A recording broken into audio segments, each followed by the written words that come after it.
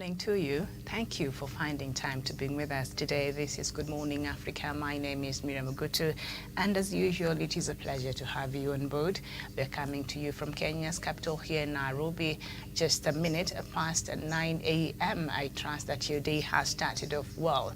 Good afternoon, good evening, depending on where you tuned in and watching us today. So I will take us through the headlines, and then later on we will have a conversation over some of the items that have been featured on today's newspaper, and I will start with those from Kenya. We start with the Star newspaper, and the main headline this morning: IEBC seeks law change on ballot box sealing, wants approval to open boxes if presiding officers wrongly put in stray materials. The story is on page 4 and 5 on the Star. Uhuru mobbed by workers at New Sri Lanka clothes factory. That is the main pictorial. President Uhuru Kenyatta, during the official opening of MAS, intimates Kenya, a Sri Lankan apparel and textile manufacturer that has employed over 3,000 Kenyans. That is the inside story. And Haumze survives sunset years in Nairobi slum, old man's tale in Korogocho. That is on page 2. DP Ruto outlines plans to free security sector from cartels. That is on page 7. Election, COVID-19 and human nature. That is an opinion piece by Wycliffe Muga, and you'll find that on page 16. I embraced man at Kibaki Mass as act of grace, says Archbishop.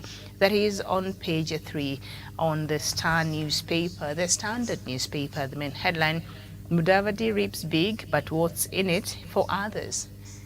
The pair of Mudavadi and Wetangula delivers a sweetheart deal that hands Western Region a prime cabinet secretary, National Assembly speaker, 7 CSAs and 30% of other government posts.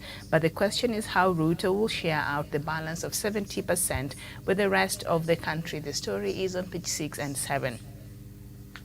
And tricks that grabbers use to con landowners. That is on page 14 and 15. And church, we have fallen, help us rise. That is on page 6.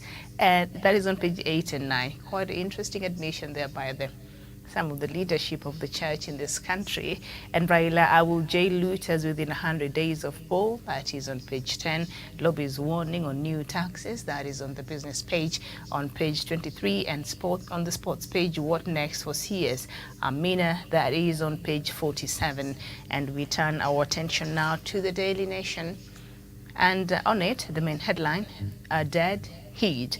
Both Raila and Ruto are head-to-head in the presidential race, but none has enough backing to cross the 50+1 threshold to win this year's election. A Nation survey that also reveals that 15% of voters are undecided shows reports and analysis of this on page 4, 5, 6, and 7 on the Daily Nation. Tomorrow, the running mates that Kenyans want: Azimio has Kalonzo, Kenneth, and Karua as the favorites, while Kenya Kwanza remains KG, even though Kindiki, Waiguru, Mudavadi, and Muturi are top of mind. But who do Kenyans want? That is also on tomorrow's paper, I believe. Okay. And so, all right, so we shall look at that poll by the Daily Nation and see.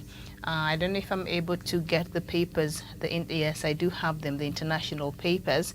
And let me just take us through some of the headlines from across the continent and others from outside, and then we will start our conversation. And the Daily Monitor: NSSF savers won't get house loans. That is what we have on the Daily Monitor. And science teachers, government clash over pay rise, and private hospitals to charge for COVID jabs. Al Jazeera journalist shot dead in line of duty.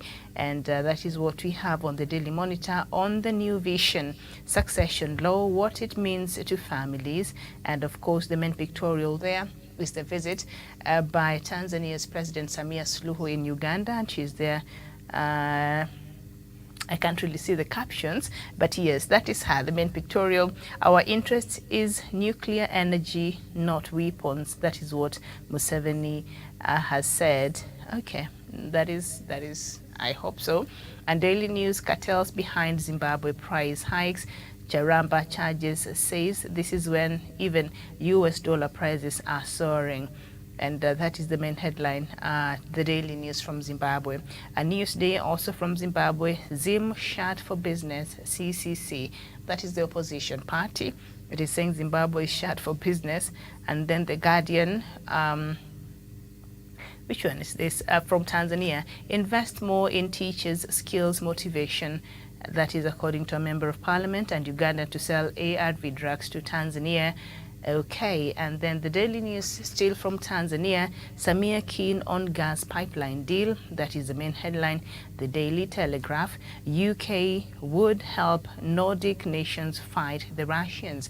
That is the Daily Telegraph from the UK. And the Guardian from the UK revealed carbon bombs are set to trigger a climate catastrophe.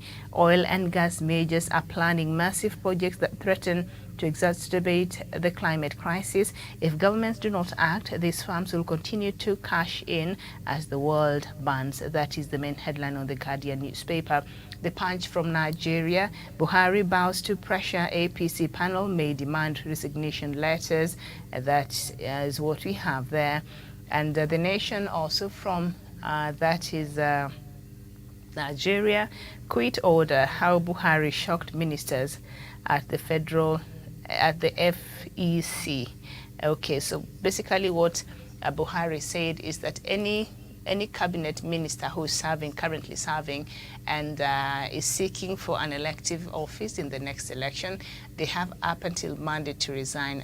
I just read that on the BBC a while ago, so that is what you see from the headlines, and I think that they did not see that coming, and that's why a lot of them are shocked. So that is, you're now up to date, from Kenya as well as from some few, newspapers from across the continent. So as I wait for my panel to join me, we are having a bit of a technical hitch, but I'm sure as soon as they're able to join, they will join us. So there's this headline on the Star newspaper that I would like for us to just take to give a bit of attention, why IEBC seeks law change on ballot box sealing. The story is on page 4 and 5, and just reading through, I wonder if this is even the right time to propose certain things as far as an election is concerned, or, IIBC is just playing with fire, and why to propose, such a thing. But let us just look at the details of the story on page 4 and 5. On the Star newspaper, the Electoral Commission wants presiding officers allowed to open the ballot boxes when they find that they wrongly put materials in the sealed ballot box. The Independent Electoral and Boundaries Commission is asking Parliament to change the law to allow the presiding officer to reopen ballot boxes after being sealed at the close of counting of votes in rare circumstances. The accidentally inserted materials are not specified in the bill. The proposal is contained in the IEBC's General Elections Regulations 2022, which are due for consideration by the National Assembly Committee on Delegated Legislation. IEBC's latest proposal is among a string of other controversial and radical changes in managing results transmission. Under the proposed new rule, a presiding officer with such an issue informs the constituency returning officer of the existence of such materials on arrival at the constituency tallying center.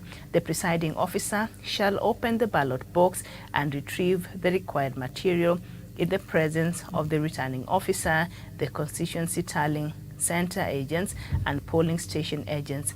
The proposed regulations read: if approved, presiding officers will be allowed to seal the ballot box with a new lock and record new serial numbers in the polling station diary. The polling station agents and tallying center agents will be required to sign as witness to the process, and the returning officer shall record the same in the polling station diary. In the event the polling station agents are unavailable, the returning officers shall invite the tallying center agents to witness the process. So I see IEBC, whatever it is proposing to do, it's when you read through, they're also putting some safeguards to ensure also this process is not compromised. But we already know how our elections are, and especially when you consider the lack of trust and, that mars our electoral process. And now, if at all a returning officer a presiding officer placed, a ballot. I don't know, they're not even specifying what documents were placed in the wrong box. You should be specific, IEBC, because things like this can mean anything, can mean ballot papers can be moved, can mean anything. So you must be specific what kind of documents, if placed in the wrong box, can be moved, and in this process that you have explained here.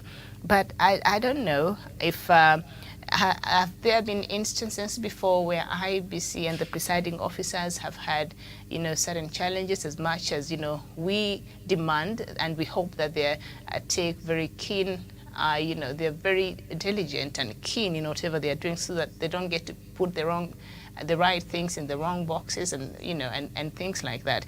But also to human is to error. So as much as we expect this level of preciseness, but also it's human beings handling these things, and so there's a probability that someone can make a mistake. So there should be that room. Except I don't know if this might open up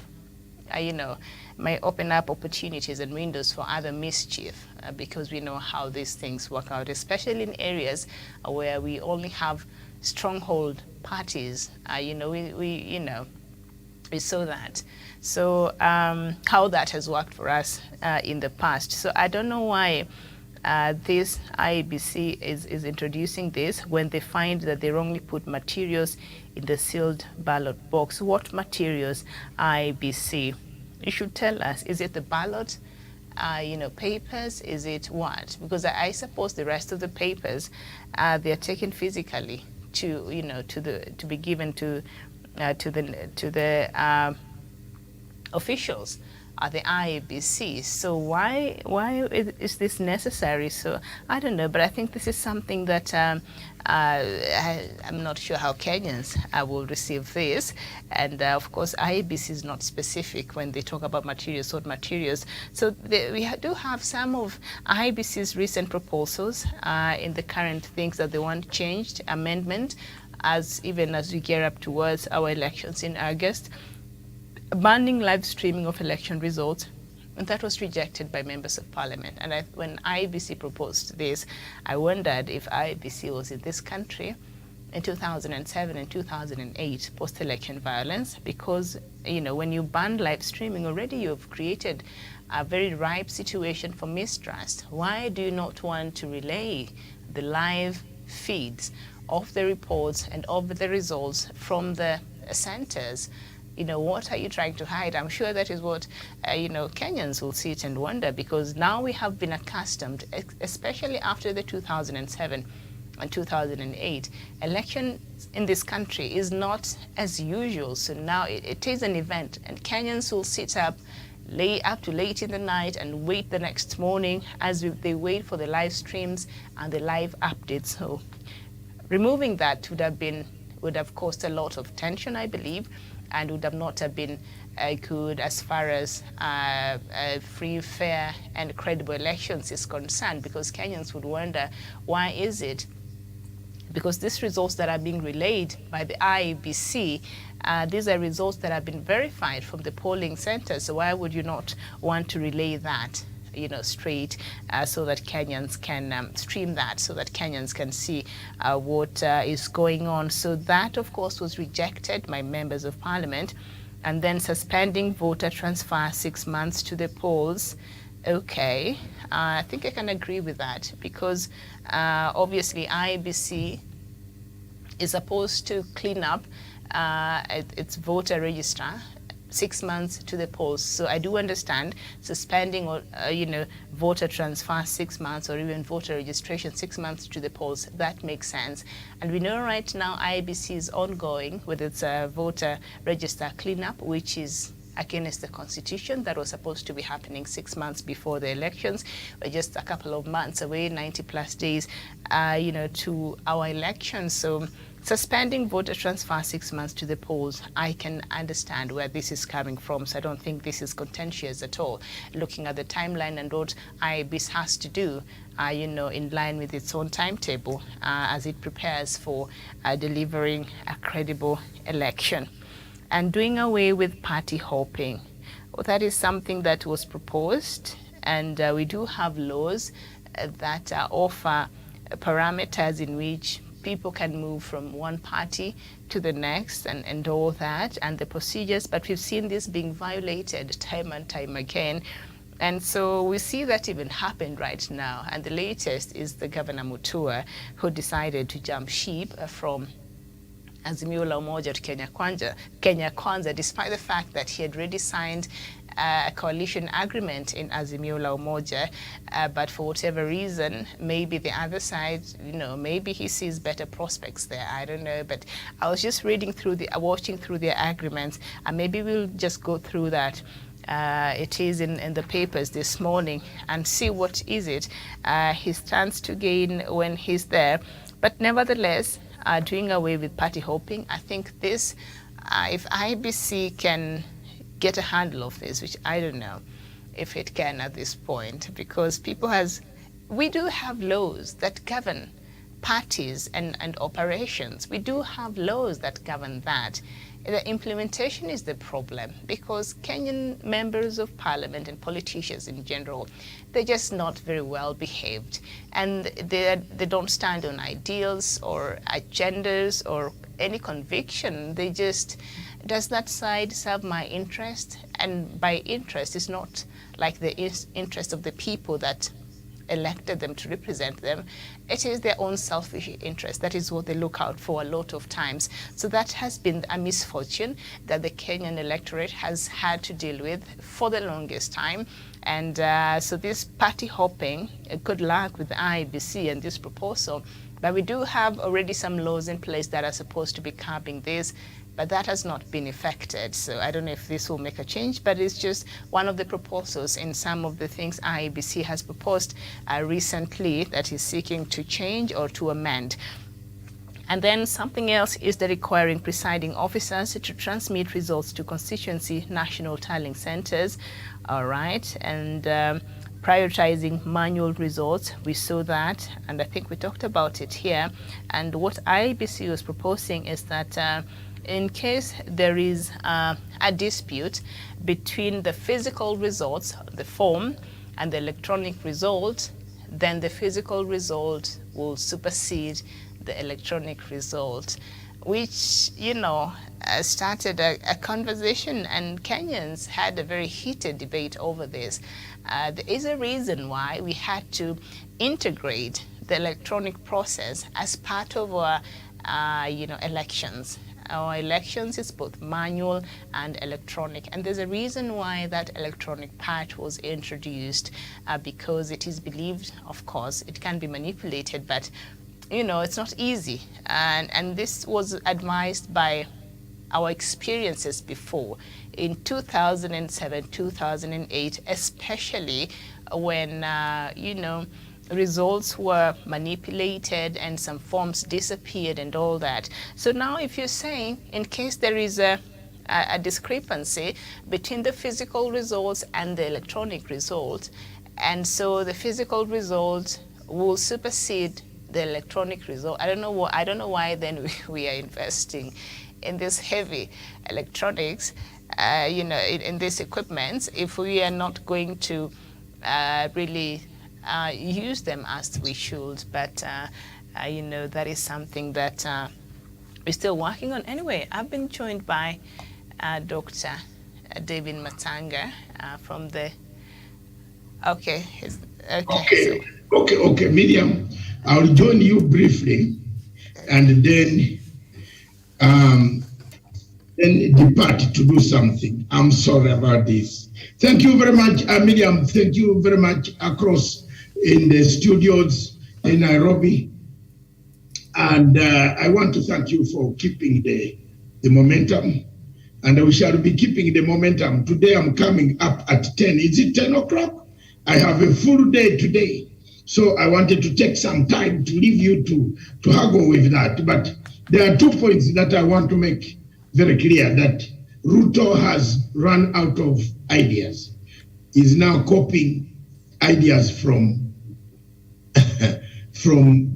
us, Azimio, or from Azimio, or from BBI. He told us he cannot do BBI. He hates BBI. Now the Kenyans can see for themselves. 2, the Kenyans can also see that my opinion poll has been consistent. I was telling you that at the end of the results, there will be about 51, 52. Now today, someone has done what we call a national outlook opinion, 42, 42. So look at the 15%, look at where it can fall, and you get there. I'm not wrong. I've been very consistent on opinion poll. Give me a credit.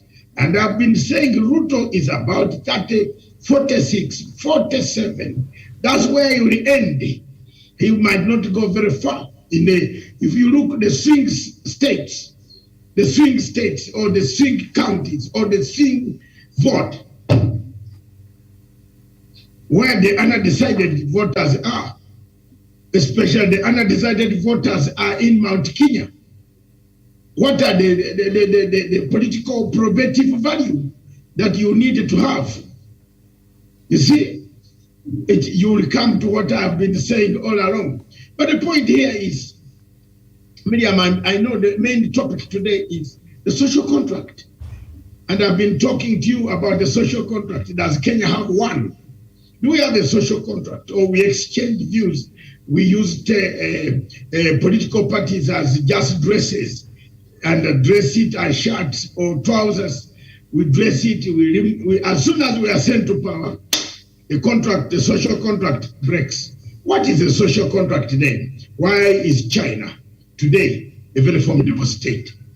I believe me or not, if you look at those factors, Miriam, and I'm coming back, don't worry, you are not alone. I'm coming back, I'm doing 1 or 2 things so that I can come back with you at the top of the hour in the next 35 minutes. I will be showing you what a social contract is and why the social contract in editor's memo is very, very important. But right now you can ask me, we have another 5 minutes. Anything that you feel that in the newspapers, IEBC, it has broken the law. Period. The IEBC has broken the law. And the main headline on the one I was looking at, Doc, before you joined, now IEBC 6 window to open sealed boxes. I don't know. We know understanding and knowing the nature of our elections. Are we not opening up ourselves to chaos?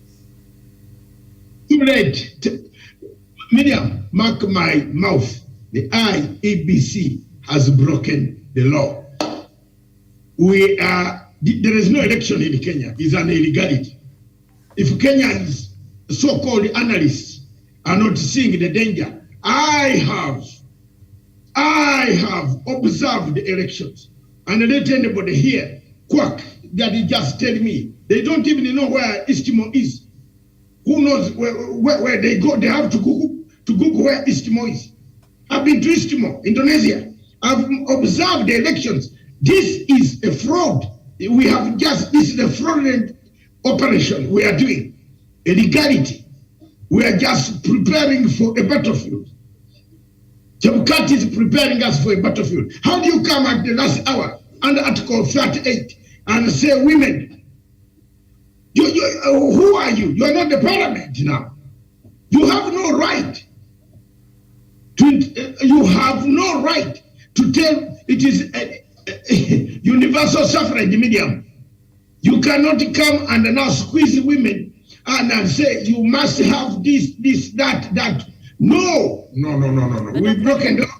That is a requirement by the law. So we either get rid of this requirement by the law. That is the law. If we don't get it, then we don't have the elections. Then we need to get rid of this article, Doc, no, because... Can I tell you, Miriam, we don't have the elections. That's why I've said we are operating under an illegality. Why didn't Chebukati argue this case much earlier? Why? Why? Tell me. I'm here. He's now telling you, open the ballot boxes. Who, this parliament, where the speaker is Ruto, the Senate, the speaker is Ruto, how do you open the ballot boxes? How will you pass that bill here on the floor? And then, let me just read a bit of that, Doc, because I really want to get your thoughts on this matter. The Electoral Commission wants presiding officers allowed to open the ballot boxes when they find the wrongly put materials in the sealed ballot boxes. The Independent Electoral and Boundaries Commission is asking Parliament to change the law to allow the presiding officer to reopen ballot boxes after being sealed at the close of counting of votes in rare circumstances. The accidentally inserted materials are not specified in the bill. So he's not specific. Is it the ballot papers? Is it what kind of material? What kind of ballot boxes are supposed to be open? my After sister, that has been sealed and my sister, my sister Miriam Ogutu. Miriam Ogutu, I call you twice. You know, I think we are wasting our electricity. but the question you asked is very serious. Which box do we open? He has not specified. He has not specified. The accidentally inserted materials are not specified in the bill. So which these materials that will be accidentally inserted, and then you realize, oh, the wrong materials have been put in the excuse me? How? How? My sister, how? You know now. About it. You know, Chebukati already knows that this election will be flawed.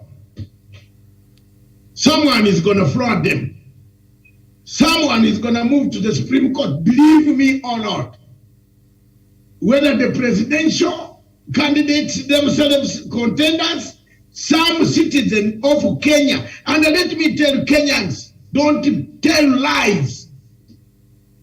Anybody out of the 47 presidential candidates can move to court and nullify the election. So if you are thinking of Uhuru Kenyatta leaving on 9/10, you are zero. The process has to go full-fledged. Are we together? Are we together, Miriam? Uhuru Kenyatta is still there. We have to wait for 14 days. Is it 14 or 21? 21 days. Gazette, come back to Supreme Court, make a ruling. If the ruling goes against, and there are so many gray areas that we are creating for anybody to move into court to make a ruling. Believe me or not, you will ask me later and thank me later, you Kenyans, that I warned you. You are going to lose another 60 billion shillings wasted on nothing, time wasted on nothing. We are going to go back. This type of gray areas of telling people, just now go and open the which box, which one are you going to sample? Is it lottery? They're not even saying what materials. Because I'm thinking those are ballot papers, the votes. You know that now works towards the mafiadom. You open at night. You are opening a box in Chebukube. At night, police have gone to sleep. What type of marked boxes? I told you. Allah, it comes back immediately, it rings a bell. I told you someone is going to print his ballot papers from Greece. Did I say that? Have you seen now why they want the ballot papers boxes open? They want to stuff the boxes. How do you open the boxes? Some of these returning officer agents go and sleep as soon as the 5 o'clock is done. They have not been paid. They have not been given food. They have stayed there. Their mouths are dry. From morning 6 o'clock, someone has not been coming to check on them. Nobody has repressed them. You know, they have not been paid. Their children are sick. Who is going to wait there to wait until you open those boxes? This is open to abuse. I'm sorry. Okay, so something else that perhaps might not come as a shock, Doc, on page 7 of the Star newspaper.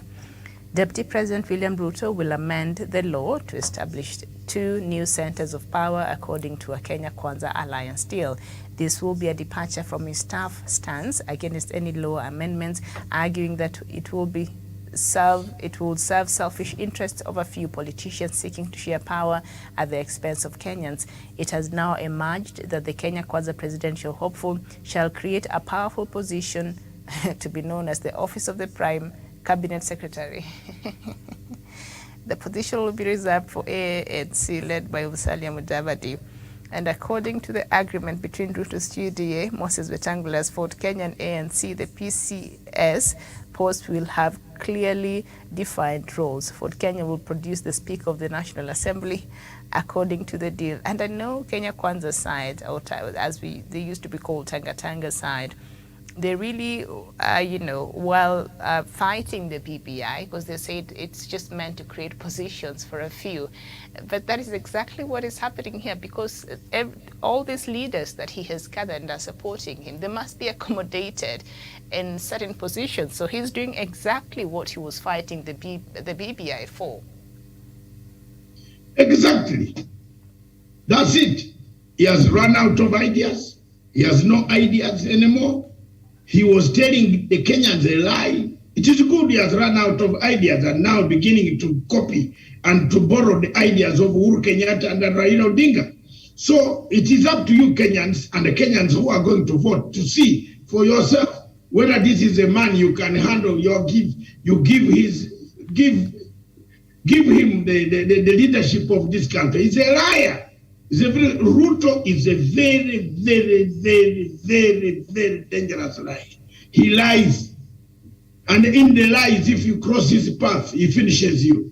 So, there you are. It is up to you. For me, my role as a person, an observer, an independent man, a journalist, investigative, I'll put my clear indications that Ruto does not deserve to become a president of Republic of any country in Africa. He deserves to. In fact, Ruto has created what we call diplomatic theft. You know what they call diplomatic committee, diplomatic team. A team that should be the committee. Prison maximum. In fact, a new wing has been built. Ruto should lead the group into committee. Matiang'i has told us we are about to elect 40% seats. So this is diplomatic clique. You know, we have not Miriam, we have not dissected Ruto yet. Let the campaign start. We shall tell you what Ruto did. We are just keeping quiet because of a few technicalities. But we are going to bring everything up to his bedroom. And we shall tell it to Kenyans. Because this is the highest man who is supposed to lead us. So we are not going to leave anything behind. We invite our competitors also to bring theirs. Yes, we invite. We want to invite people to bring. We are going to bring facts. What Uhuru has gone through. Some of us who are on the side of Uhuru Kenyatta, we have seen a lot, we have documented a lot, we have a lot. And believe me or not, I have not brought them out yet. And Mr. Ruto, clear your path. You are going to be exposed very thoroughly. And the great Kenyans see by the time of August, some of them would have swung and you might have no vote. You are a big liar, a very corrupt person, a dangerous person to be left for a country anywhere in East Africa. So for me, we haven't started yet, Miriam. So he's been fighting the change of the constitution because we've seen how, and that has been a talking point in his campaign, saying the other side, they're just concerned about changing the constitution and expanding the executive and just distributing powers to a few. But his presidency has a plan. As soon as he has been elected, he will seek to amend the National Government Coordination Act 2013 to anchor the PCS office fashioned around the Grand Coalition government's prime minister post. It's just running around the bush, but it's the same thing that was contained in the PBI. But on the other matters as well, Raila to receive 3 names for running mate from the panel. I don't know, Doc, what will be your 3 picks? Which names do you think Raila will be given? I think Martha Karua, Kalonzo, and maybe Peter Kenneth will be handed the names. I don't know, what's your pick? Miriam, I don't want to disclose my pick, but my pick, you know it. My pick is not, you are saying Martha Karua and who? Martha Karua, Kalonzo Musyoka, and maybe Peter Kenneth. I still stick on Kalonzo Musyoka. He's been given 3 names, so to choose from. Raila will be handed over 3 names to choose from. Yes, I'll choose Kalonzo Musyoka. And I cannot give my reasons publicly here. And I think you've done that before. No. Let's be very honest. No, you've supported elections are not a matter of life and death. So for my friends who will hate me for having said Kalonzo Musyoka, hate me but love me again later on when we don't win. And equally, when we lose, because Matanga suggested Kalonzo Musyoka also love me.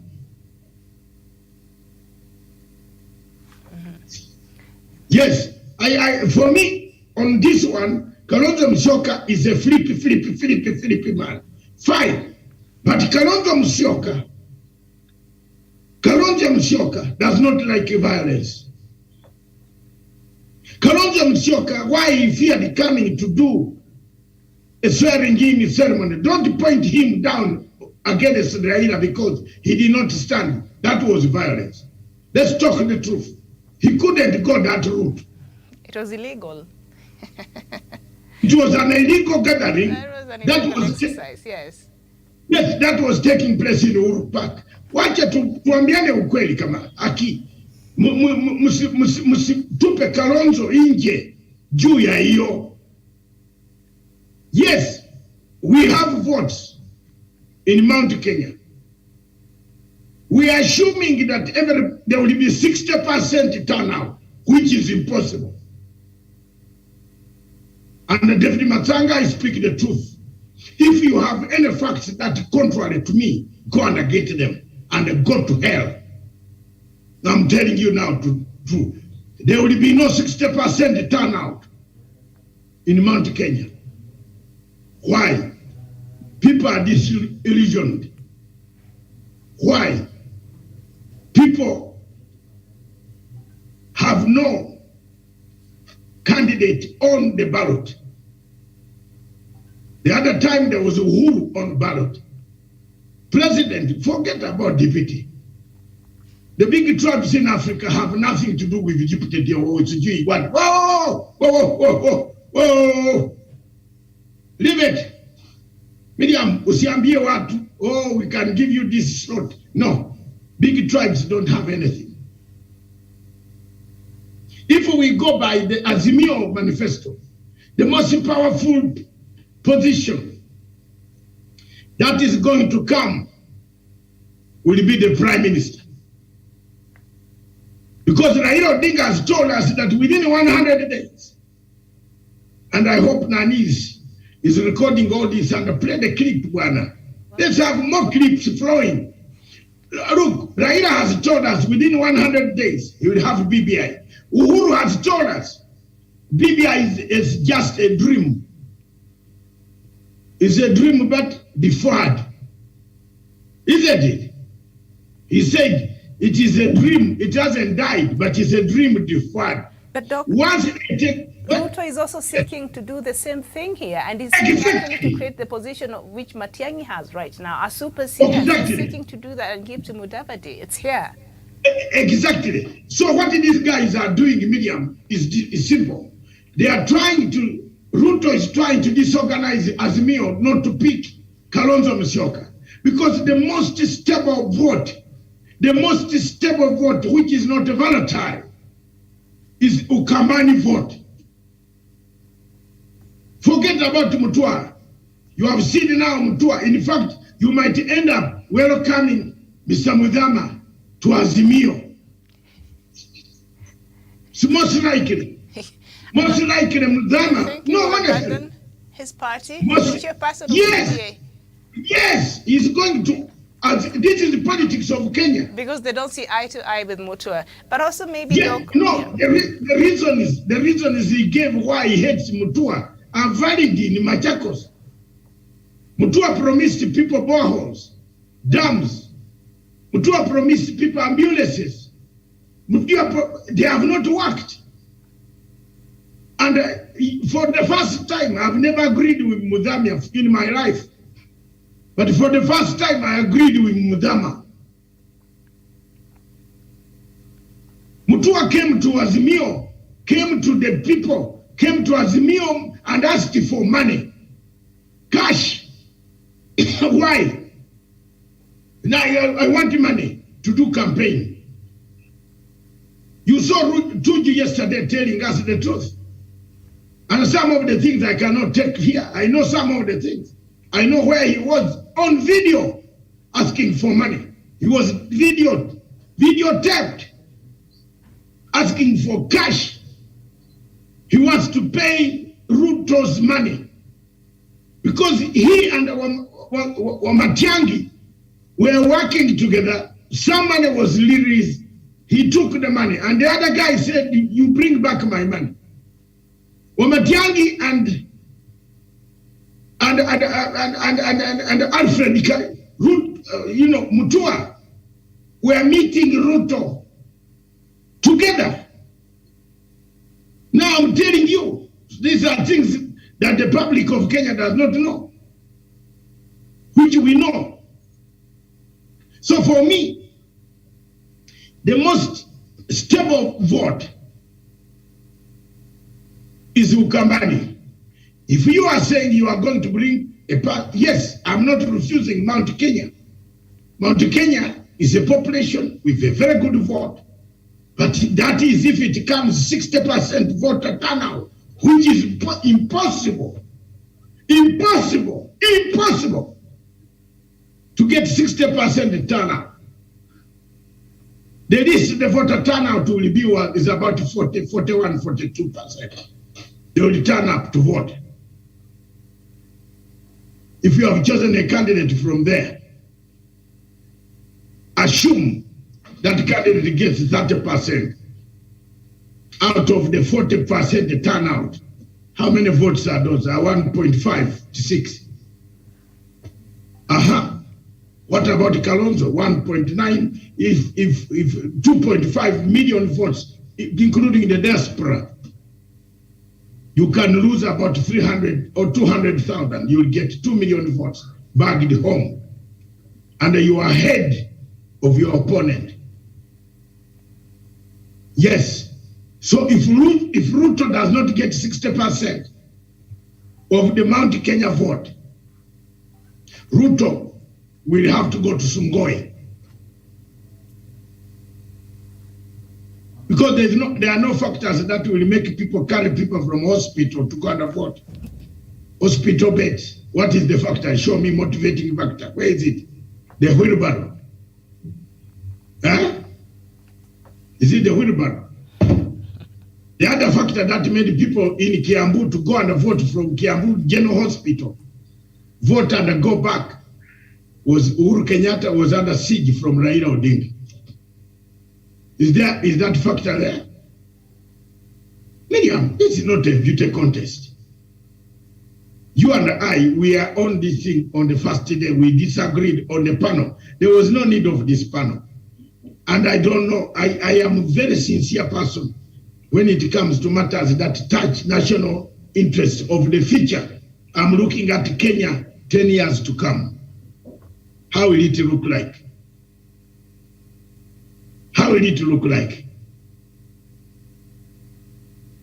How will Kenya look like 10 years to come? And that's what I'm looking, with a mafia state. If you plant Ruto to be a mafia man, to decide what should be done, how will the Kenyans feel?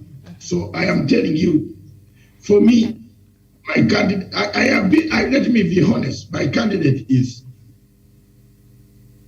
Kalonzo Musyoka.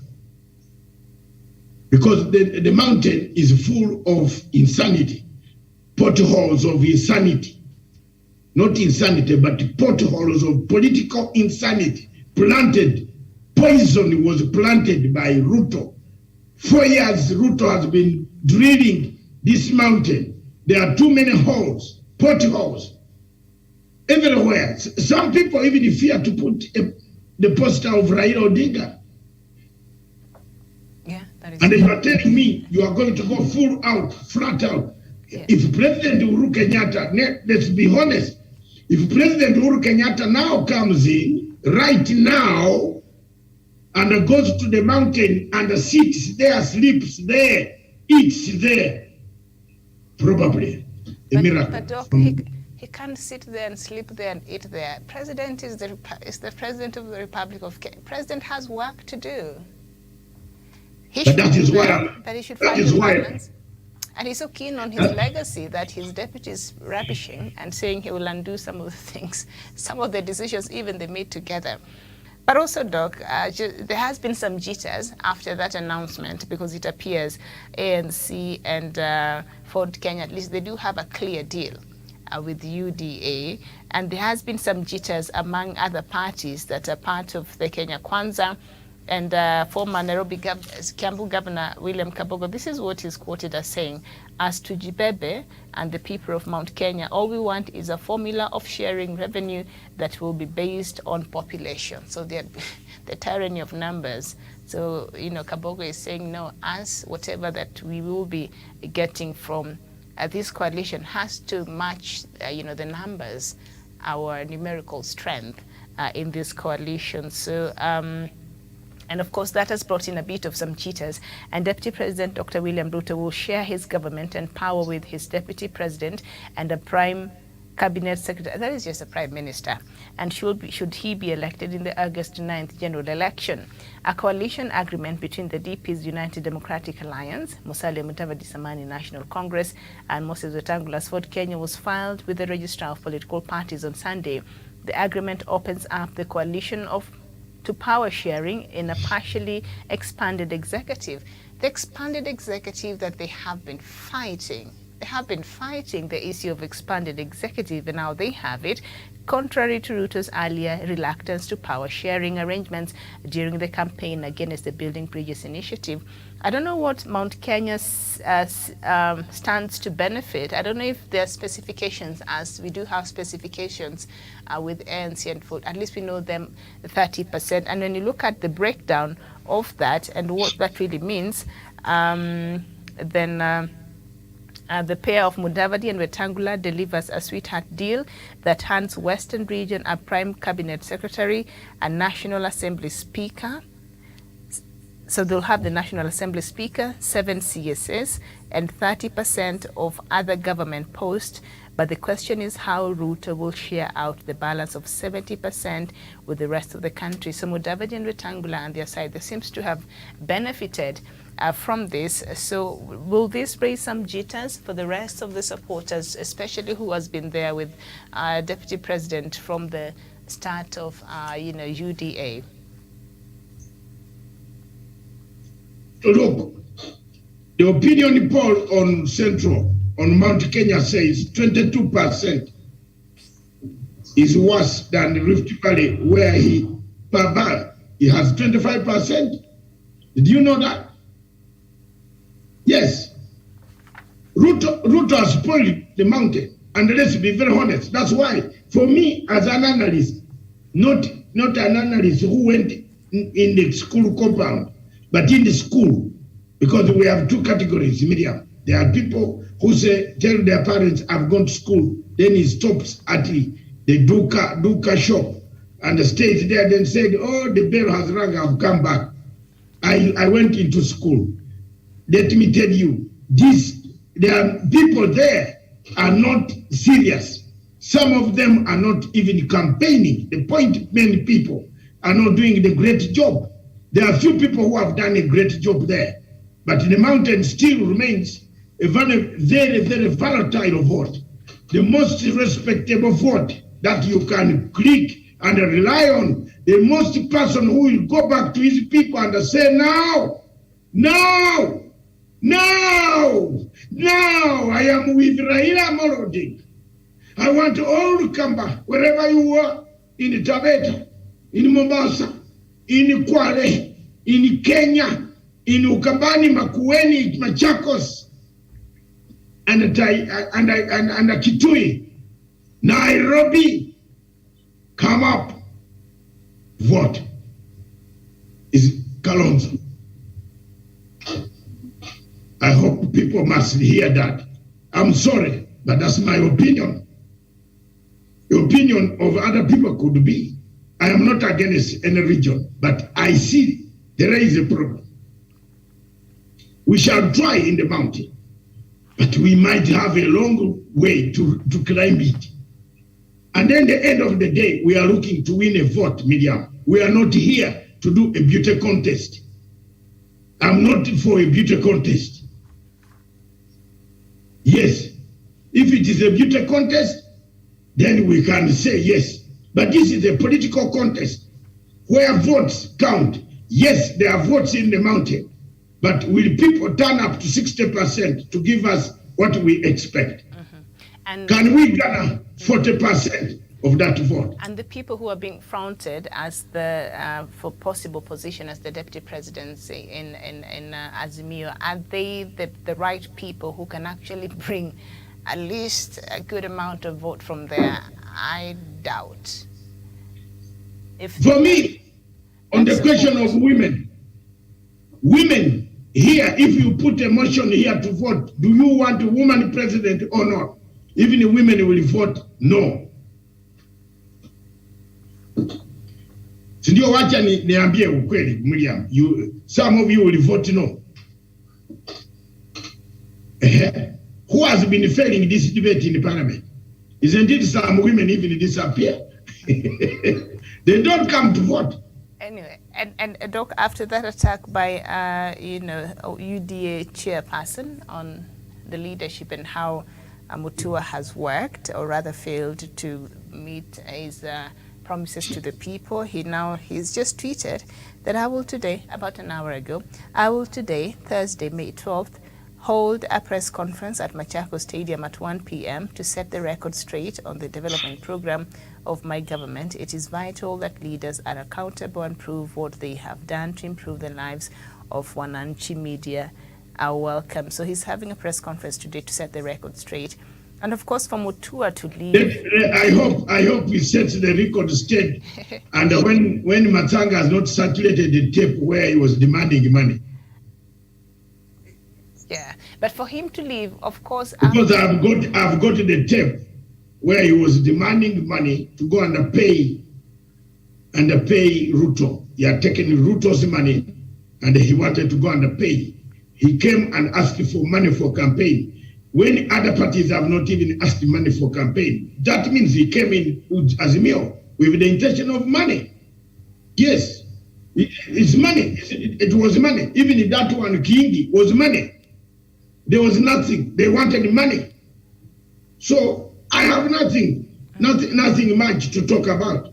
I have something to talk about the Mutua issue before we wind up and take just a short break and come back for the other show. I think for him, after the coming in and the joining in Azimio of Stephen Kalonzo Musyoka, obviously Kalonzo Musyoka brings more vote from Ukambani compared to what Mutua would do. So obviously he's bargaining power reduced, value reduced in that regard. So it was very difficult for him to posture himself as the person who would help in garnering more votes for Azimio in Ukambani region compared to what Musyoka perhaps will do if at all they work together with Ngilu and the rest. So it's just survival for the fittest. And now he's moved to the other side, and I think he's supposed to deliver 35% of the votes from Ukambani. I don't know how he's going to do that. There is nothing. That's zero. Mudhama is going to counteract that. Mudhama is also going to issue. And he's caused disruption on the other side. Which yes, no, listen. That is the beginning of the death of Uda in Ukambani. Mudhama is also going to hold a press conference in Machakos and say what Mutua has done and not done. Yes, Mutsana was not in agreement for Mutua to return and to come to Uda. Ruto overruled him. And at this point, Doc, since Alfred Mutua is not even vying back because he served his second and last term as a governor, unless he was seeking to go for another position, which he's not. Do you think now Kenya Kwanza is feeling as if this could be a liability? They didn't need him really, because I don't know if he's bringing anything that is tangible to the table, but you can see the chaos that already has followed him in that coalition. So is he a liability or an asset at this point? And do you think they're regretting his presence there?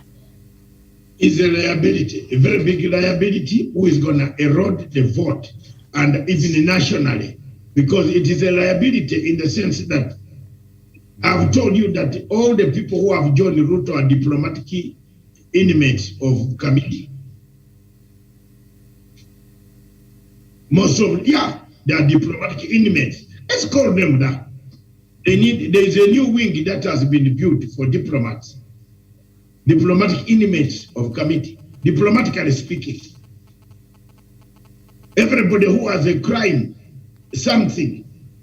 Do you know that the governors were asking the Azimio, they are asking the government to forgive them for crimes? Do you know Governor Obado is asking that his case be dropped when he has killed a person? Do you know that the people have eaten money? They come to ask Jubilee government, forgive us, and then we can support you. Do you know that all the money that was paid to them, they ate it? Governor Njuki of Tharaka Nithi, he said, drop my case. Wambua of Embu, drop my case. Stupid people. Gwenda. I hope you are taping this. Watch I end viral. These are people who have stolen money. They come up with a condition that clean us, Waiguru, clean us, then we shall support Azimio.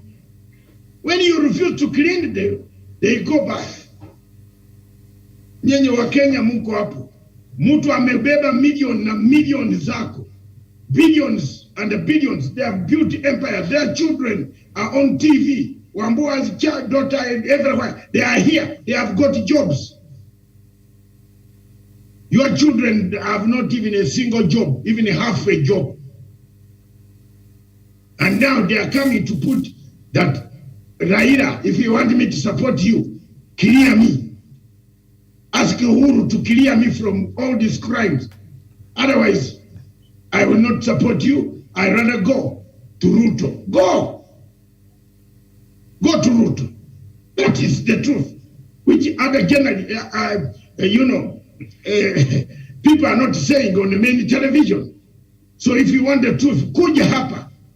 Tutakwambiana ukweli, iko hapa. Yes, Kirabu. Before we close, you came in too late. A very good morning, Doc. I was also in the line of duty this morning, and I'm privileged I've done a good survey this morning. You know, they say when you want to know how the ground is, don't just visit anybody. Visit those people in the big markets who's selling them, Amambogas, as the Hustler Nations calls them. And this, Doc, this morning, Doc, I was privileged. I had to do so in the morning before the sun scorched. And I've learned 1, 2, 3 things that we took a ground in very different. I'm shocked an old grandmother who I started with, they say when you want to know the truth, first find the person who is the first person to sell in the market, because that the first person in the line carries the whole information for the rest of the people in the market. And that old grandma just told me that this Ruto person, everybody is chanting, this Ruto person will kill Kenyan and be forgotten. And she courageously said that she can't vote for the person who once beat her, who once she has referred to Ruto as a snake in the grass, and a green snake in the grass. And she says that she knows the pain they went through in Kiambaa, so she can't make a mistake a second time. Another one said, I'm also glad they also understand the BBI, the Mamambogas, as the hustler people are saying. And she said that the reason Ruto refused the BBI was not because of his personal gain, no, but because he knew that Mount Kenya, that the funds will get to Mount Kenya, the Mount Kenya people will get money, and that is something he doesn't want. Again, I've also listened to another one and said that personally in Mount Kenya, can Ruto stop being fooled?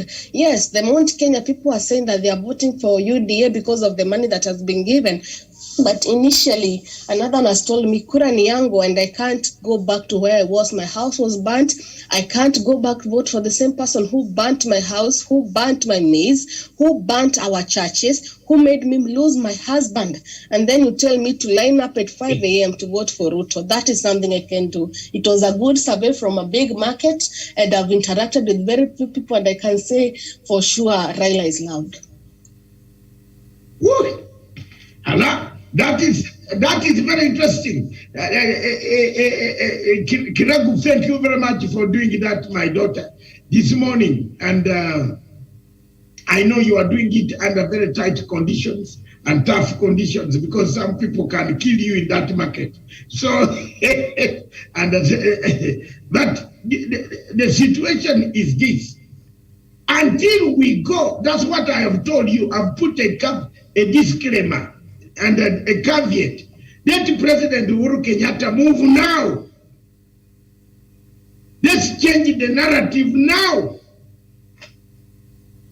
Because of that confusion, people will just stay. Have you seen from the 3 scenarios, Kiragu? From the 3 scenarios, believe me or not, my sister, people will say, why do I waste time going? Why? I don't want to vote for this man who beat up my children and burnt my house. He's on the ballot. My MP is saying, go and vote for him. He has eaten the money. The best is, let me sit home. How many of those are going to say that? So, it is you not see that it is a luck. It's just we are playing luck. If we are lucky, we get it. If we are not, but the other vote of Kambani, as you agree, you will agree with me that if you gave Kalonzo direct, things would, and he goes back to smoothen all the bad things he has said about his friends, the governors, and they work together. There we are assured of a deal. You see, even Mudhama, you never know, Mudhama could even be with Ruto, with Mudhama could actually go with the Kalonzo. They have been friends for a long time. They could team up again because of what does Mudhama want? Mudhama wants to be the governor of Machakos. And he needs the help of of a bigger another force. Because if Mutua has come in Machakos, Mutua is not, with the rivalry they have, Mutua is not going to stand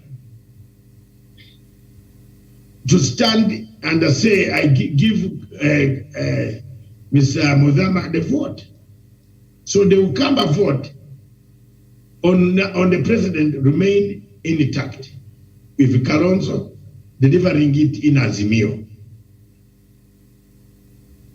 The Mount Kenya vote, from the 3 samples that you have just got, people are very upset with Ruto. They might come to vote, yes, we shall get that vote for Baba, but it might not be enough if we have this. If we go that way, then Ruto will destabilize us that way. Have you seen it? He can destabilize that in Ukambani. That's what he has started doing. So let's be open. Let's open up our coalition agreement. You know, one thing they have beaten us medium on, and we have to admit, is they have made it very open now. They have said that's what we are going to do. They have stolen our idea of BBI, and they used it because they had no ideas. And they were saying it was, the money should not go to Mount Kenya. Now they by the way, Kiraku, let me ask, I wish you asked one question. Where is Mount Kenya here? In Ruto's mathematics. But you've had someone like I read the tweet from our former governor who said, you know, our numbers must matter here, and we, whatever positions that will be awarded on our side must reflect the numerical strength that we have in Mount Kenya. But we've not seen in that plan. That's what our Doc, as we were looking at. Where are the numbers? It's only ANC and Ford Kenya that have a clear map. cut. The rest. But what is Kuria, Kabogo, who else? Addis Wahome, who else? Ichungwa, Nyoro, Dindi Nyoro, Irungu. Where are the numbers? What do they have? What position do they have? At least we know in Western Kenya there will be 1,000 kilometers of road and this and that they have negotiated for their people. These two, okay, that's a good move. But for the rest, what are they planning to do? What have they negotiated on behalf of their people? That's a very. And we have the Mount Kenya plan also, so that we can weigh, the voters can weigh. Let Ruto publish that he will give Mount Kenya the position of a foreign minister, defense ministry, internal affairs. Let him say. Because now we are here. Tunagawana cake.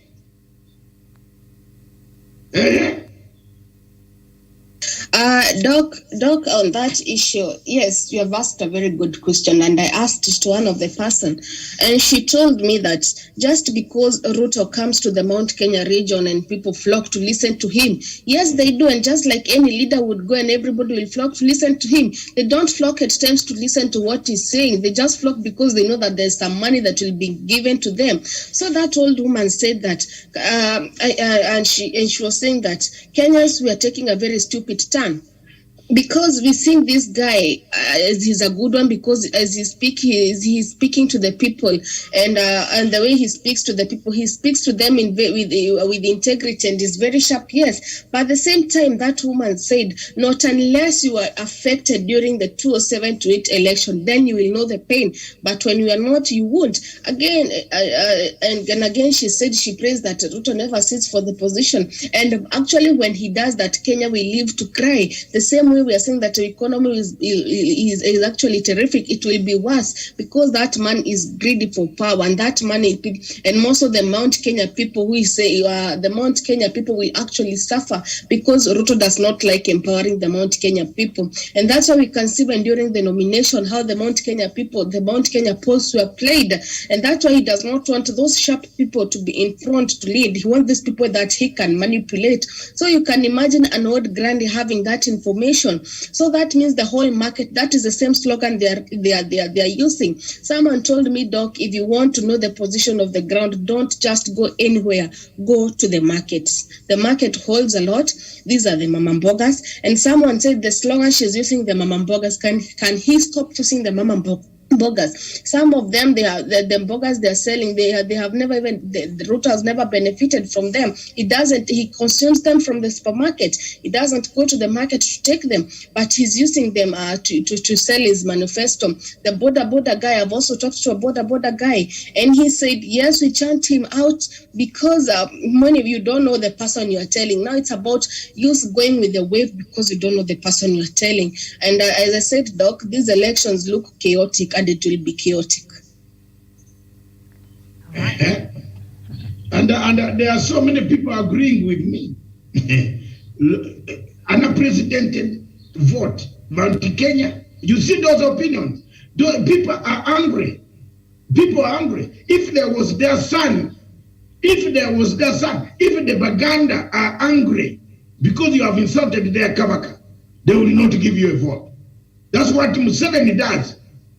Museveni did it violently and manufactured a vote of his own. You get my point? Because Uganda were very angry. You get my point, Miriam? You are an expert on Uganda.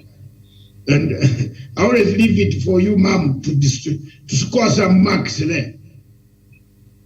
So the people of Mount Kenya are angry. Someone insulted their child. Someone gave names to their child. They are coming back too late to realize that the man who gave them to their child instigated the burning of their children in churches. And it is going to work out against anyone who thinks I am wrong. You will see. So that vote, either they abscond, they don't see any value. If you think they see value, they don't. All what they will do, dear me, dear Jesus, dear brother, dear mama, they will just get off. They will just run away. They'll keep quiet at home. We are saying, and anyone going to determine the Mount Kenya vote, please remember this man Matanga said, if the voter turnout does not turn to 60%, anybody relying on Mount Kenya will be as good as going to his home and look after the goats. It has to be 60% and above. How you will mobilize the people to come and vote is another question. So for me, I've analyzed that. I like the mountain. They have the biggest vote. It is. I have analyzed it looking at the comparative politics of the Ashanti, the Zulu, the Baganda, the Shona of Zimbabwe. I've sat down the whole night for 2 hours, from 2 a.m. to 4. I was looking at the voting pattern of those tribes in Africa. The Igbo people of Nigeria, how they vote. 84 million, out of 84 million, we had 50 million Igbo. 56 million people did not vote. They sat at home.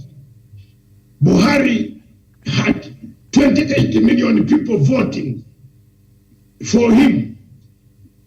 But 58 million Miriam sat home. They say they are not going to vote in this election.